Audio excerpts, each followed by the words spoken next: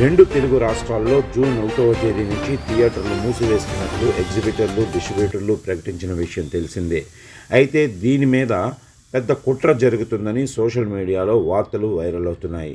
Pawan Kalyan cinema Harihara Veeramallu విడుదల దగ్గర పడుతున్న వేళ కావాలనే ఓ నలుగురు నిర్మాతలు అడ్డుకునే ప్రయత్నం చేస్తున్నారని, అందులో భాగంగానే వ్యూహాత్మకంగా థియేటర్లు మూసివేయించారని వార్తలు విస్తృతం అవుతున్నాయి. తాజాగా ఈ వార్తలపై ఏపీ సినిమాటోగ్రఫీ మంత్రి కందుల దుర్గేష్ స్పందించారు. జూన్ 1వ తేదీ నుంచి సినిమా హాళ్లు బంద్ చేయాలని ఎగ్జిబిటర్లు నిర్ణయం తీసుకున్నారనే విషయంపై విచారణ చేపట్టాలని, ఈ నిర్ణయం వెనుక ఎవరున్నారో తెలుసుకోవాలని హోంశాఖ ముఖ్య కార్యదర్శికి దిశానిర్దేశం చేశారు. హరిహర వీరమల్లు సినిమా విడుదలకు ముందు థియేటర్లు మూసివేయాలని ఆ నలుగురు ఒత్తిడి చేస్తున్నారనే వార్తలు వచ్చాయి. ఈ పరిణామంతో ఎగ్జిబిటర్లు, డిస్ట్రిబ్యూటర్లు ఒక కార్టెల్గా ఏర్పడి అవాంఛనీయ నిర్ణయాలు తీసుకోవడం గురించి విచారణ చేయాలని దుర్గేష్ స్పష్టం చేశారు.